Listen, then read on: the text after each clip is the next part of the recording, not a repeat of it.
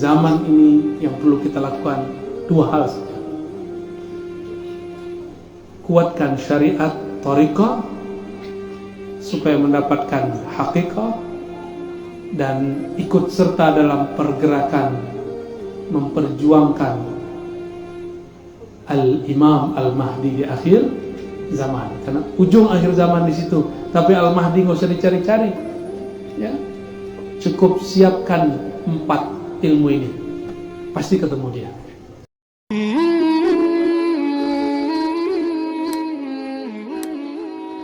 Silat.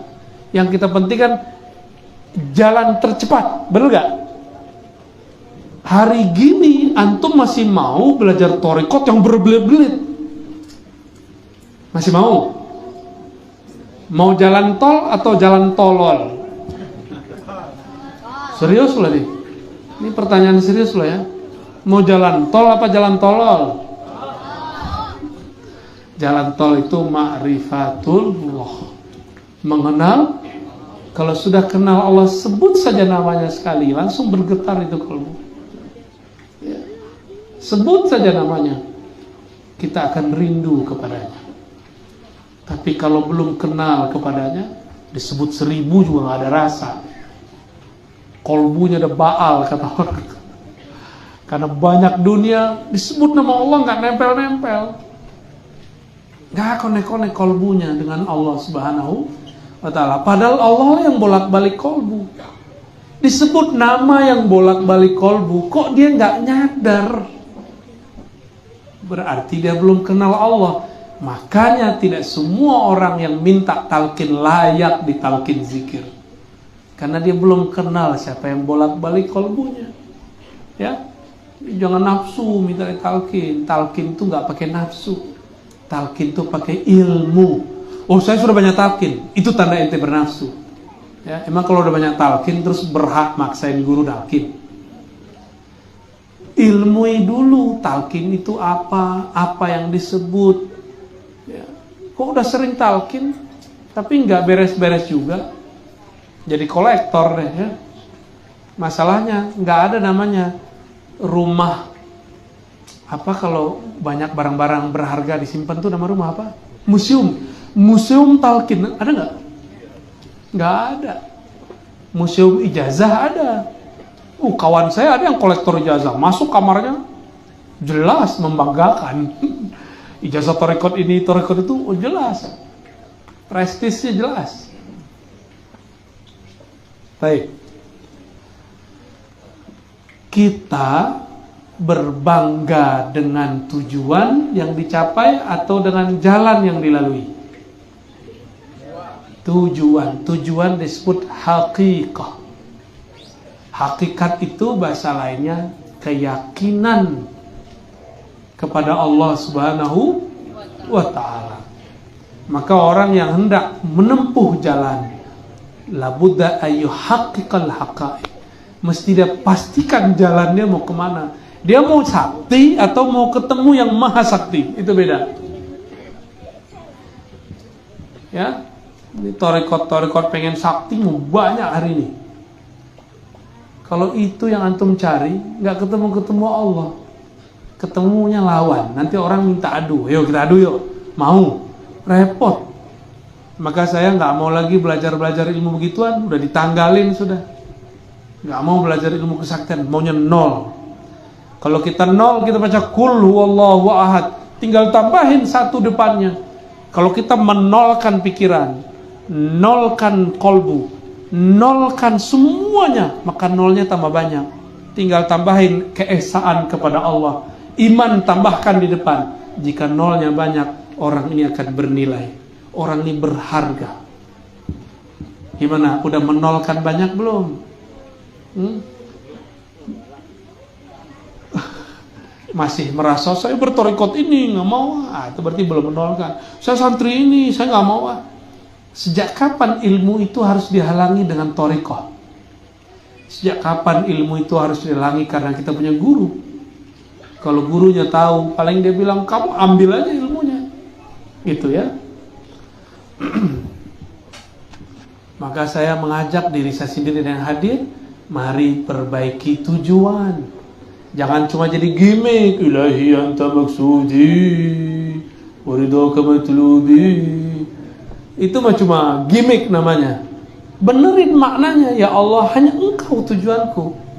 Kalau orang tujuannya Allah, mungkin gak rebutan kemursidan, mungkin gak rebutan wakil talqin, mungkin gak berambisi pengen jadi yang pembaca manaqib. Gak mungkin, gak mungkin. Jangan-jangan bukan anta maksudi ilahi ghairuka maksudi. Ya Tuhan, kenapa selain engkau jadi tujuanku? Mungkin itu kali ya. Barangkali itu yang merusak kita.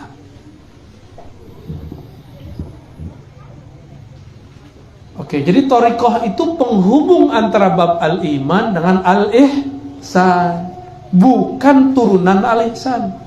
Al-ihsan itu cuma satu, yaitu musyahadah dan muraqabah, satu paket. Bagi sebagian orang ini dipisah. Engkau beribadah seakan memandangnya. Jika tidak merasakan itu, pastikan bahwa engkau merasa dipandangnya. Gimana mau merasa memandangnya? Kenal aja enggak? Saya mau tanya nih Bapak Ibu, Adinda yang masih kecil, remaja, kawan-kawan ikhwah sekalian, kalau kita lewat jalan di mall atau di pasar atau di kampung, di komplek, kita nggak kenal orangnya, bisa ingat nggak wajahnya? Bisa.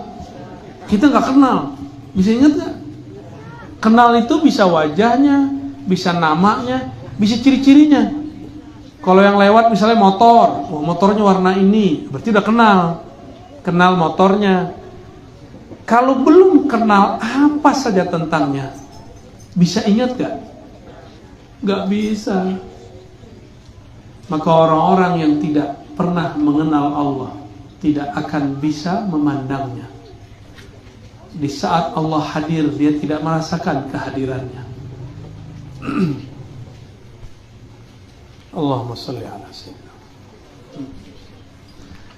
Oke, coba ingat-ingat orang yang gak dikenal, bisa gak?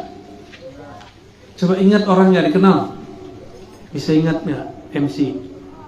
Ingat orang yang gak dikenal, bisa gak? Gak bisa? Sama. Sama Allah ada kenal belum? Kenal tuh gak mesti nama atau wajah. Tadi kita ngeliat ada motor setiap jam 8 lewat warnanya ini.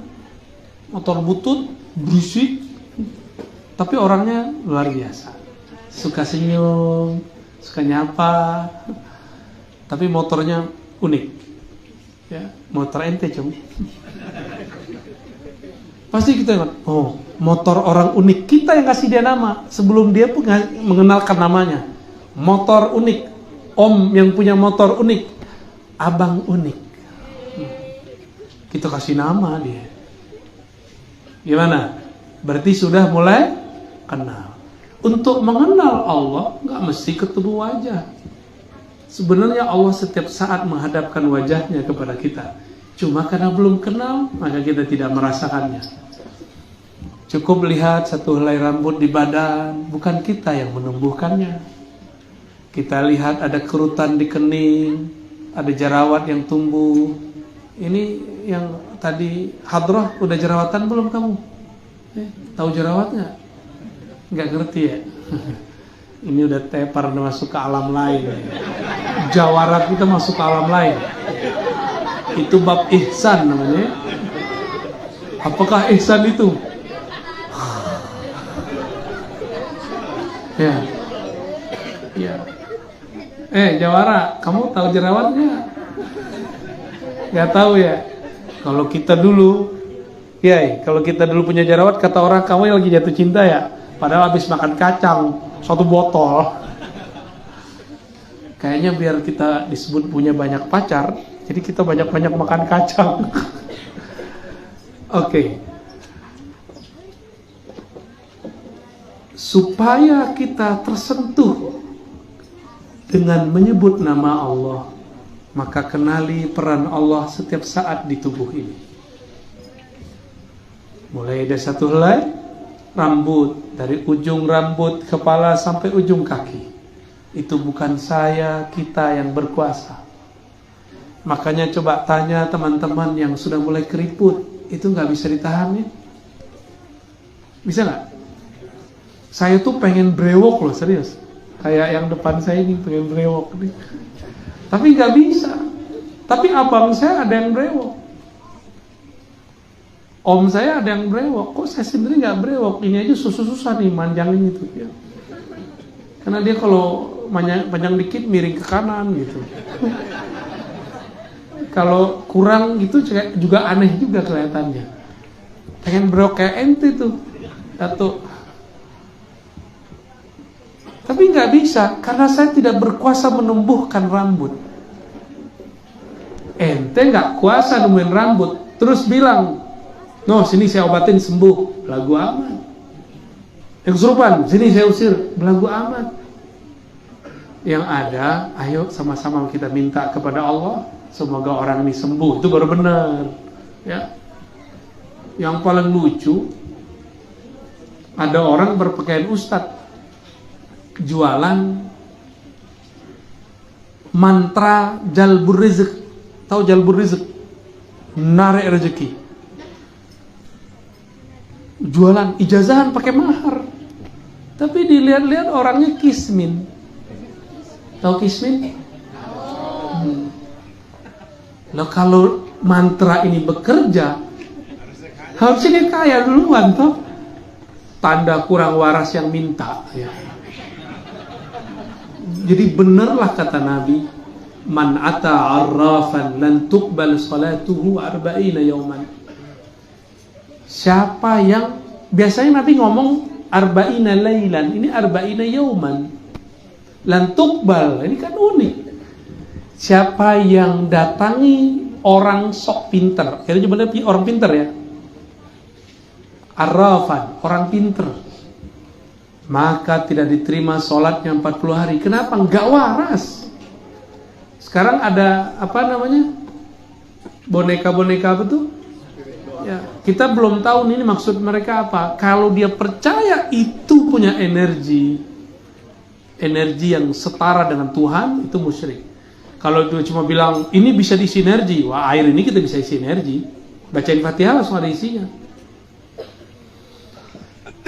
Nah ini harus ditanya lagi maksud mereka apa. Tapi coba lihat mereka yang percaya ini bisa menarik rezeki ya kan. Padahal dia beli begitu udah ngabisin rezekinya, udah ketarik sama si boneka. Bener juga tuh ya. Jadi si yang jual bisa narik rezeki dari orang. Gantinya pakai apa namanya? Doll ya. Spirit doll. Orang ada spiritual, ini spirit doll. Spirit yang sudah doll. Kasihan. Nabi ngomong apa? Jangankan benda mati begitu, datang ke orang pinter yang sakti, sholat ente nggak diterima 40 hari. Kenapa? Nggak waras ini orang. Bukan berarti nggak wajib sholat ya, wajib sholat. Dan dalam Al-Quran dikatakan wala taqrabus shalah, jangan dekati sholat, sedangkan antum kamu sukara, dalam keadaan mabuk karena tua aja gak terima sholatnya, apalagi mabuk karena syirik. Ini syirik, walaupun syirik tidak membuat orang keluar dari Islam murtad, tapi syiriknya sudah di pinggir agama ya, bentar lagi murtad itu. Apa itu?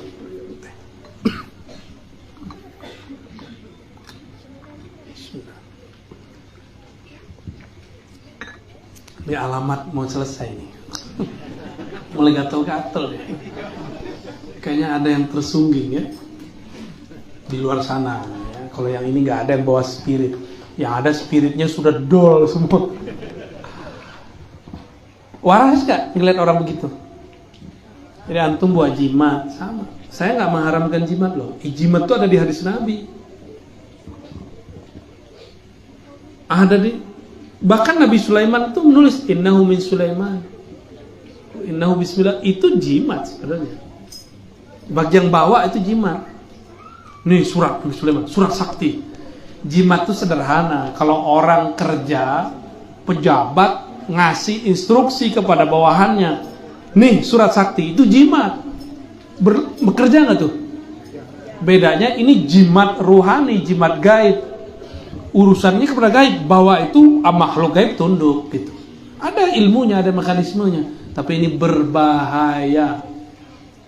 Orang zohir-zohir aja bisa korupsi, apalagi masuk ke alam gaib. Antum dikorupsiin sama jin. Kalau yang korupsi di dunia itu kan setan tuh. Setan itu. Karena dia bisa nilep uang. Jadi tuyul aja kalah. Emang hebat ya, di Indonesia nih tuyul kalah. Tuyul kurang sakti sama orang koruptor. Tuyul dapat duitnya sitik-sitik, dikit-dikit. Kalau koruptor, tuyul semuanya sendikodau. Makanya tuyul gak berani ganggu koruptor ya. Bos aneh katanya. Baik. Jadi kita beragama itu yang waras. Islam fisik, iman kolbu. Antara iman kolbu ini butuh thariqah kepada ruh. Ada thariqah yang berhasil, ada yang tidak berhasil. Ada yang sibuk meninggal gurunya, sibuk masalah pengganti, padahal gurunya nggak pernah mempermasalahkan itu. Cukup saja amalkan petuah dahulu gurunya. Itulah yang harus dia lakukan. Ya. Banyak hal, ini bukan satu dua thariqah, hampir semua thariqah. Kecuali man rahima rabbuk. Kecuali yang dirahmati oleh Allah Subhanahu wa ta'ala. Maka thariqah yang isinya rahmah, kasih sayang, pasti tidak berebut kemursidan, pasti tidak berebut wakil talqin, pasti tidak berebut murid. Ya. Kenapa? Karena dia dirahmati oleh Allah Subhanahu wa ta'ala, dan mereka tidak banyak. Jadi tantangan kita nanti bukan hanya thariqah, bukan hanya kelompok ekstrim di luar, tapi juga orang-orang thariqah yang dia berbangga dengan jalan-jalannya, tapi dia tidak kunjung sampai. Wah, ini lebih cepat 5 menit nih, pindah lagi. Wah, ini lebih cepat 3 menit, pindah lagi.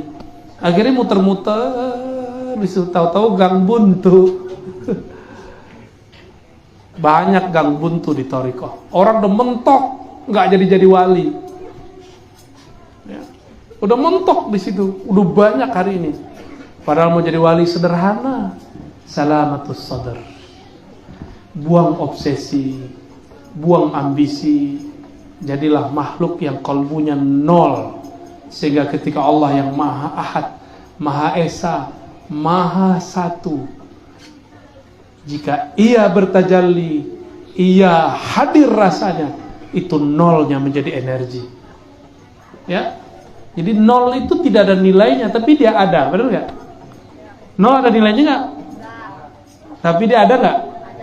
Kapan dia bernilai? Jika ada angka di depannya. Ya. Baik. Ini bagian akhir. Jadi yang setelah ihsan ini ruh murni. Ya, ruh murni. Ada musyahadah, ada muraqabah. Muraqabah ini antara kolbu dengan ruh. Yang terakhir, Nabi SAW ditanya mengenai apa itu, kapan itu kiamat. Jawaban Nabi apa? SAW, tidaklah yang ditanya mal mas'ul anha bi'a'lama minas sa'i. Tidaklah yang ditanya lebih mengerti daripada yang bertanya. Itu Nabi loh ya. Nabi nggak pernah mengasih angka-angka kiamat. Sekarang ada orang ngasih angka kiamat ya? Angka kiamat loh. Kalau cuma turun keluar Dajjal, Nabi itu masih bisa dimaafkan. Tapi angka kiamat udah ada yang keluar. Berarti dia ngelewatin adab dua makhluk spesial ini. Sayyidina Nabi SAW, Sayyidina Jibril. Dia sudah melanggar adab kenabian dan adab kejibrilan. Gawat ini. Ya. Maka hati-hati belajar tentang eskatologi akhir zaman, karena banyak orang cocok logi. Kayaknya mereka udah bosen hidup kali ya. Ya. Dan yang menyedihkan lagi, banyak yang latihan, tapi latihan fisik, mempersiapkan akhir zaman. Padahal akhir zaman itu bukan hanya perang fisik, tapi itu sudah masuk perang rohani.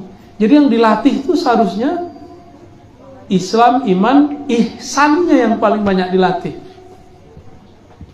Bukan hanya Islamnya. Kalau Islam kan sudah berlatih kita dari kecil. Nah, 4 ini, ikhwah sekalian, 4 ini disatukan, itulah inti ajaran agama kita. Kalau 4 dari 1 itu dibagi seperempat. Al-Islam, seperempat pertama melahirkan ilmu fikih. Maka mustahil belajar al-Islam, rukun Islam yang 5 tanpa melalui mazhab fikih. Orang sini punya mazhab kan nih? Mazhab apa? Syafi'i. Beneran? Syafi'i kali. Yang kedua iman. Iman ini ada 2. Iman akliyah, itu jadi ilmu kalam, akidah Asy'ariyah, Maturidiyah. Ada iman qalbiyah, maka melahirkan thariqah. Dulu saya mengira ini masuk ke cabang ihsan, ternyata tidak. Masuknya ke sini. Masuknya ke cabang al-iman. Di Indonesia ada 40-an lebih cabang dan dipimpin oleh Syekh Al-Habib Lutfi. Ya, semoga beliau dijaga oleh Allah Subhanahu wa taala. Ya, mungkin tidak semua orang juga senang beliau, tapi juga tidak semua orang benci beliau. Ya. Itu Habib beda dengan Habib Rizik. Tapi walaupun berbeda, kita tetap cinta kepada keduanya. Jangan karena mereka berbeda politik lalu kita bisa-bisain, jangan. Tidak ada standar cinta Habib harus sama coblosan, nggak ada. Yang penting di darahnya ada darah Nabi, kita cinta kepada mereka. Ya, antum sepakat nggak sepakat? Saya sepakat. Sepakat nggak? Jadi ini adab kita ya, ke depan akan banyak Habib-Habib beda politik loh. Kita katakan Habibna nahnu nuhibbukum. Kami sangat cinta kepada engkau. Meskipun politik antum beda-beda, kami cinta kepada antum. Sayyidina Abu Bakar beda politik nggak dengan Sayyidina Ali? Beda. Orang Muhajirin beda politik dengan Ansar. Sayyidatuna Aisyah beda politik dengan Ali. Jadi sahabatnya beda politik, tapi statusnya masih sahabat Rasulullah Sallallahu Alaihi Wasallam.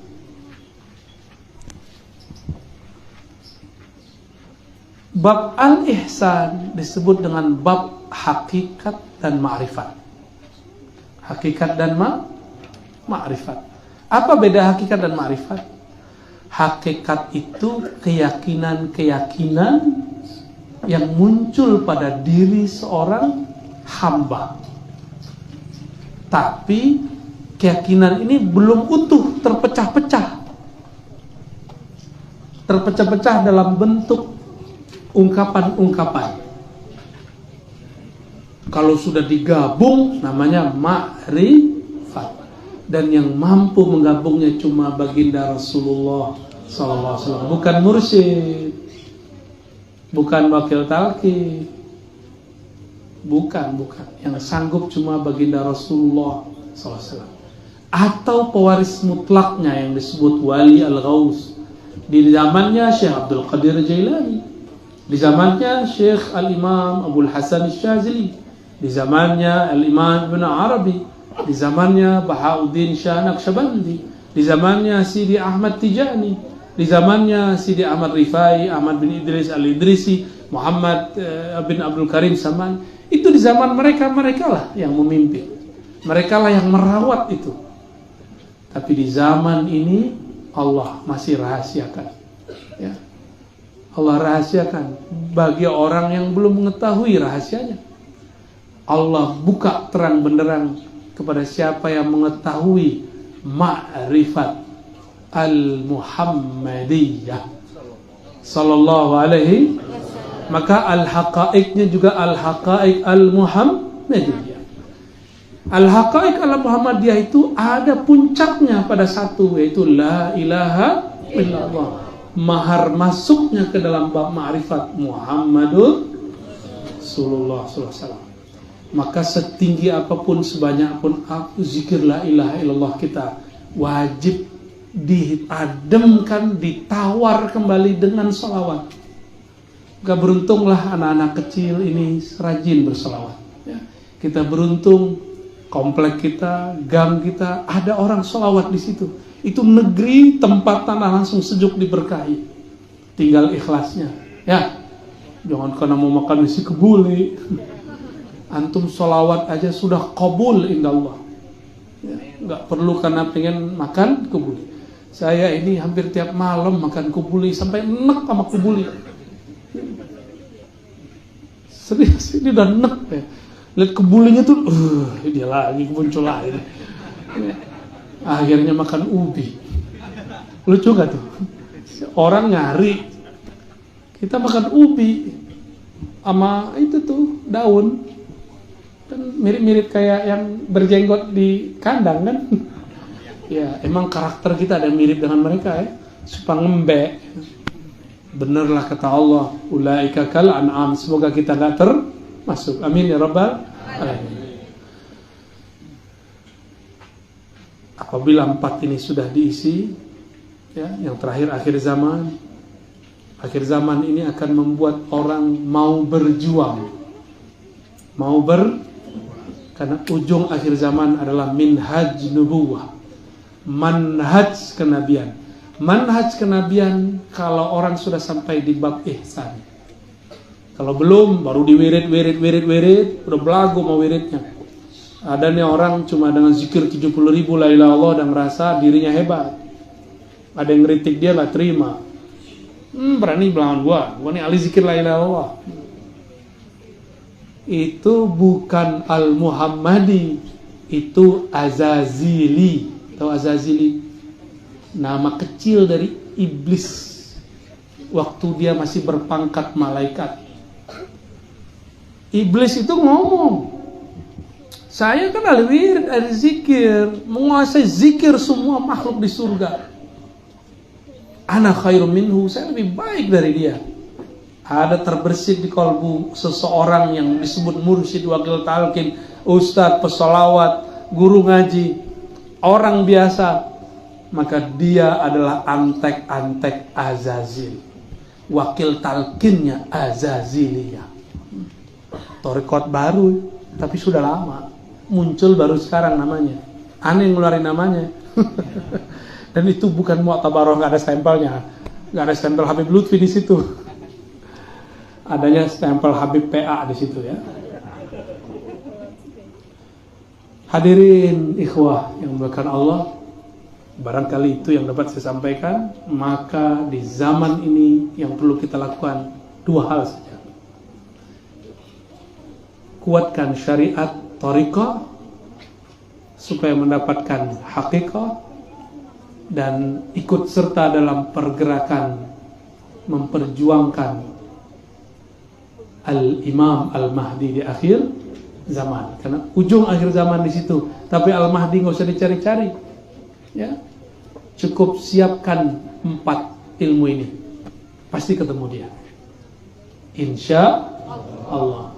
Saya berdoa siapapun yang hadir diberkahi oleh Allah, panitia diberkahi Allah, sahibul bait ya, Kiai Didik Sahib ya, yang betul-betul ditakdirkan Allah sesuai namanya, suka mendidik ya. Itu didik artinya dedek ya. Lah, didik, tarbiyah. Masya Allah, ism jamil ya. Semoga tetap sehat ya dalam mendidik umat, mendidik murid-murid, diberikan keikhlasan, diberikan ketegaran dan ketegasan ya. Dan bagi yang hadir, jangan lupa tetap berguru, jangan lupa berhusnuzon kepada guru, bermajlis dan beradab. Itu yang kita buka tadi di depan. Inilah oleh-oleh malam ini. Semoga Allah ridha, Subhanakallahumma wa bihamdika asyhadu an la ilaha illa anta astaghfiruka wa atubu ilaik. Mohon maaf nggak usah salam-salaman ya. Semoga diberkahi Allah. Assalamualaikum warahmatullahi wabarakatuh.